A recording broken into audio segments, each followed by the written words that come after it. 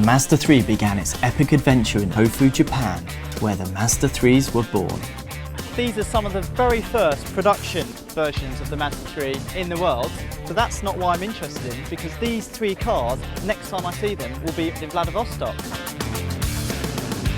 Vladivostok. Finally, the Mazda Route 3 becomes reality. We hit the road and get our first taste of what it's like to drive in Russia. One of the biggest hazards we've had today are these here, and this is just a small one. Potholes are everywhere. I guess that's the problem when you've got this huge network of roads, is maintaining them.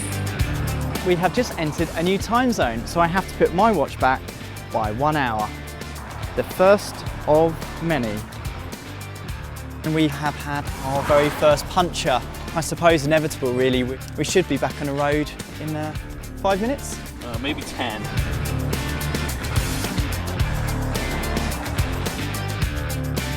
For the first time in 4,500 kilometres, we're in a traffic jam. We've got a spectacular view of the Trans-Siberian Railway behind, and Russia knows how to do trains. 72 carriages, that's enormous! So far we haven't seen an accident until now. We've just come around the corner and there's an HGV just over there lying on its side, but luckily everybody's okay, but it just goes to show that these roads do not suffer fools. We've just pulled over to celebrate two things. First thing, another time zone, so that's great news, but even better than that is we're now officially halfway to Frankfurt.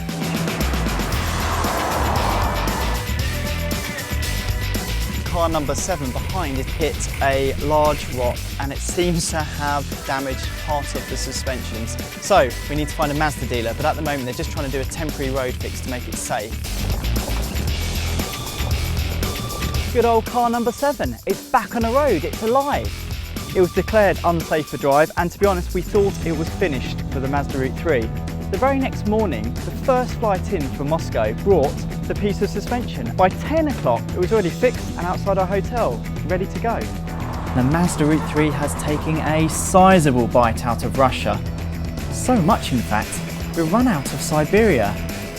I'm in Europe, and over there, they're in Asia.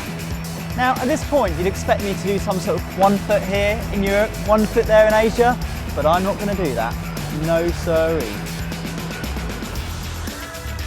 We've seen the most spectacular scenery. We're eating some of the best food on the Mazda Route 3, but being escorted by 50 Mazda 3s, CX-5s, Mazda 6s into Ufa. Well, that might be my favourite moment.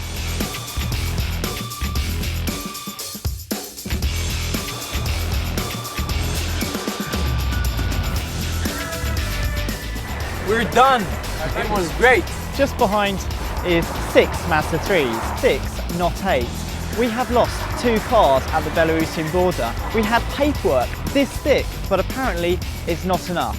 The news wasn't good the next morning, and with heavy hearts we had to continue our journey without car number 5 and car number 6. The next night we were in Poland for the biggest party of the Mazda Route 3. A welcome rest before the big push the next day to Germany.